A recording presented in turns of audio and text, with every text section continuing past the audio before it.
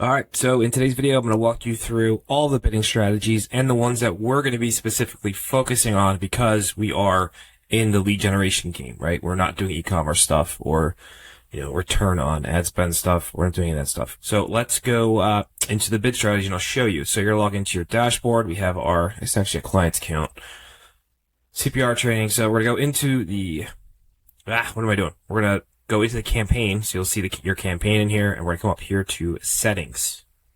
Click settings. We're going to come down here to bidding, and this is where you will see all of the different bidding strategies. Now I'm kind of going to walk you through each one and my experience running these literally hundreds of times, every different bidding strategy, and kind of what you need to do, what you need to look out for. So first up is clicks, right? So this is maximize clicks, and you have the option here to set a cap on what Google is allowed to bid. Now, I highly suggest that you do set this. However, you don't have to. But by not having it checked, you're going to let Google algorithm decide what to bid, and that could be $100 a click. They can do whatever they're going to do. The only job, the mission of the algorithm when you have this bid strategy on is to get you as many clicks per day within your daily budget. So that's what it's going for. I have seen this work really, really well with nothing checked here, and I've seen it go completely sideways and blow a budget in a day on a $100 click or a $75 click in a niche like, limousine rentals was the one I saw it in where it just went off the rails. So I always try and set a maximum cost per click bid limit, and what the bid limit I determined to set is based off of what I find in the keyword planner. So how I would suggest you do that is go into the keyword planner and type in your top 3 keywords. That's basically the theme of your Google Ads campaign, right? So if you're a roofer, do something like roofing company, roofing repair, roofing replacement, and then take the average of the top of the page bid. And I would set your maximum CPC bid limit at that. So at least you're going to be competitive with bidding. If you set this thing at $5, you're going to get no clicks. So you want to be competitive, and it's going to take, and this is rapidly changing, but as of right now, just about 2025, it's taking about 6 to 12 days before this really ramps up. So don't think this is a day one thing where you're just going to set it and get a ton of clicks that day or the next day. It does take time as a ramp up period. And then eventually it will start going and start cranking. You'll be getting a lot of clicks. But it does take a few days. So keep that in mind. Now, how we use this bid strategy, we launch all our new clients on this bid strategy, and I set the max cost per click bid limit exactly how I just explained to you. So that is the strategy that we use when we launch new clients. It's either this one or it's manual CPC, which I have to go down here to find. So a manual CPC with this unchecked is essentially just you go in and you set the ad group level bid prices, right? The max cap. You go in and you would set whatever you want to pay, and that trickles down to the keywords, right? So you set the ad group level and then it goes into the keywords. Now, you can go into the keywords and manually adjust what you want to set your max click, your max cost per click limit, right? You can set that at the keyword level as well, or you can change your ad group. So it's really customizable. But there is no automation in this. There's no algorithms. There's no nothing. You are manually managing your cost per clicks. And this is extremely time consuming. And we only really do it in the real estate investor space, only to launch a campaign to get fast conversions. And then we flip it to TCPA. So throughout this course and subsequent other courses you're going to be going through in the Google Ad School, you're going to see how we usually start out with a max clicks or a manual CPC, but we always usually end up towards a target CPA bid strategy or max conversions bid strategy.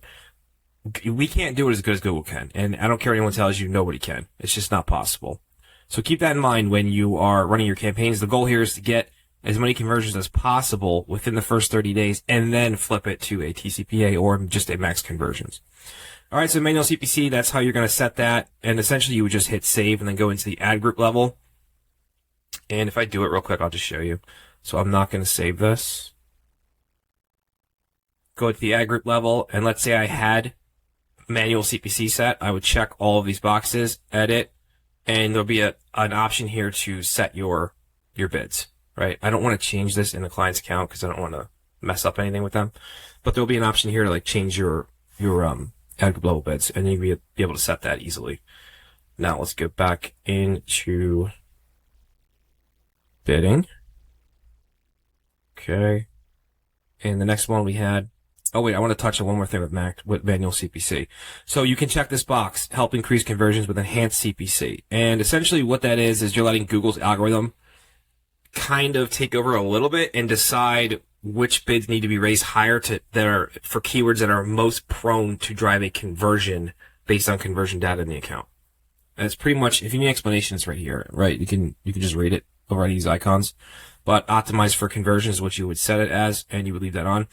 I genuinely don't really do this too much. If I'm in a brand new account, like I said, the only reason we really use manual CPC is for real estate investors. So they don't usually have data in the account. So I'll just uncheck this. But if I go into a client's account and they have, a year's worth of history of running ads with conversion data in it, then I will check this and I'll run the campaign with manual CPC. But that's how I would use it. So the next up, we have maximize clicks, maximize conversions. Okay. So maximize conversions with this not checked. There's two different types of maximize conversions. There's regular max conversion, which is this, and there's max conversions with a TCPA, which I'll do next. So let's just do max conversions right now. Essentially what this mission is for this algorithm is to get you as many conversions as possible within your daily budget, whatever that's set at. And again, you have no bidding control, and this could blow up in your face, and Google could spend $100 clicks and you get no leads, right? It really depends. This is a longer time frame. This thing takes 10 to 15-ish days to ramp up before you really get results. So if you're going to set this, you have to budget off 15 days and just let it do its thing. Let it gather the data it needs to gather to optimize. Okay.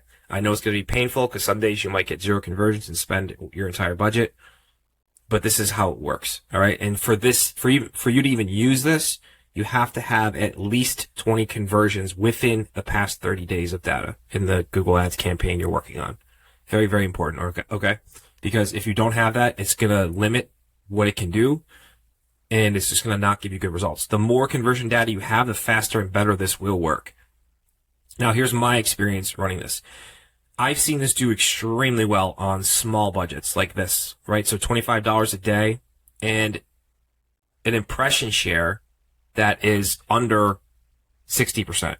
So if I have an impression share that's under 60% and I have a smaller type budget, like $25 to $50 a day, that are prime markers for me to run this bid strategy. And I've just seen it work really well that way. I haven't seen it work really well on high budget campaigns, at least not yet. It's very hit or miss. Literally, it's like a handful of times I've seen it work on a campaign that had a budget of $200 or more a day. So it really depends on, you got to balance that impression. You have to have impression share first off. You can't be maxed out in impression share, and you got to have a smaller type budget for it to work really well. However, that said, I do recommend you guys test, right? If you have an account or a campaign you're working on and you have, hundreds of conversions in the conversion history for the last 60 days or something like that, give it a go, because that gives Google's algorithm a ton of data that they can run with and probably really ramp this thing up quick. So if you have a lot of conversion data, I would recommend running this. Now, if you are stingent on, you have to get leads at a certain cost, or it doesn't make sense for you to run Google Ads, then it's time for you to do a TCPA. So the next bid strategy is maximize conversions with a target cost per action. Essentially what this is, you will tell Google, I want you to bid for me, but I don't want leads more than $35 a lead. So there's a couple things that you need to understand when using this, because people use this wrong all the time. You cannot just set this at $5, right? You can't just make up some random number and set it at. See, what you have to do is, number one, you have to have, again, at least 20 conversions within the last 30 days of running your campaign. I highly recommend you guys do more than 20 before you run a smart bidding strategy, unless you're in like a mega hurry or something like that. But if you can get like 30, 40, 50 conversions and then use it, you're going to do way, way better, way, way faster.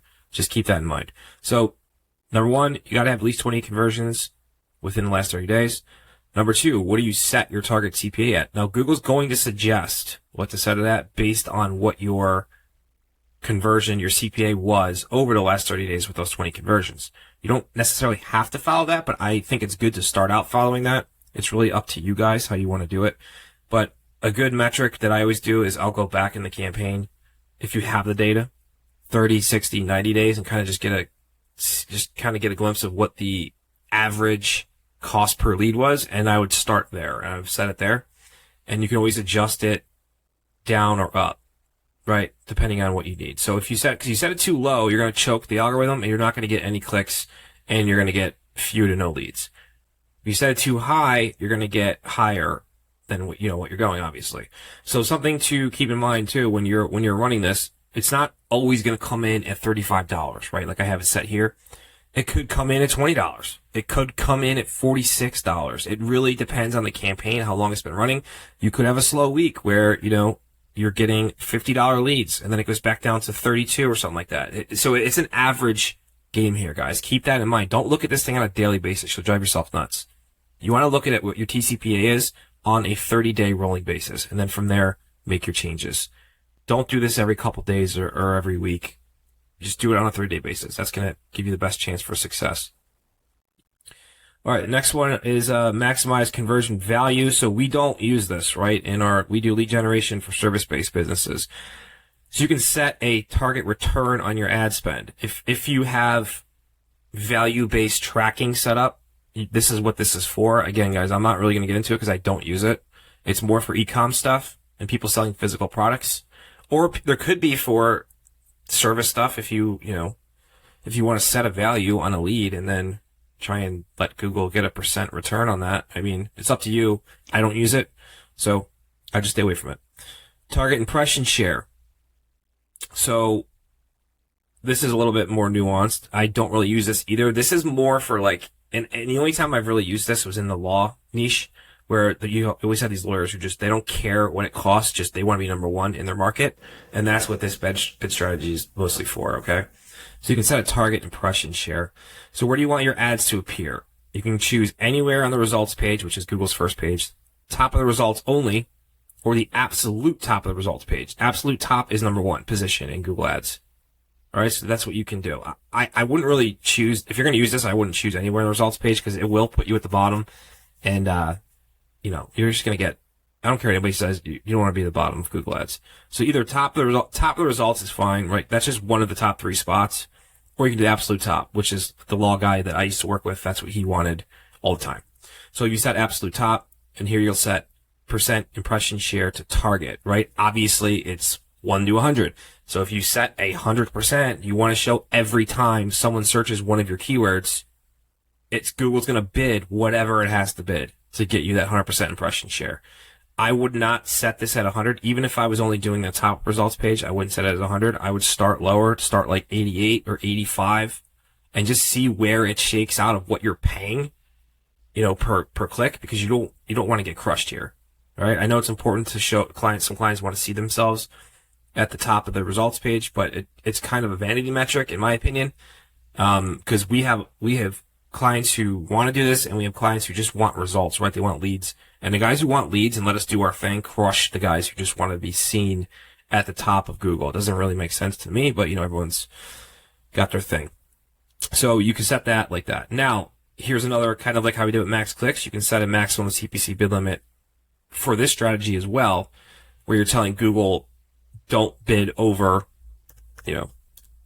$25 a click or something like that. And it's going to try to do it best it can to balance that with what you want your impression share to be. However, setting this too low could limit you reaching whatever impression share you set here.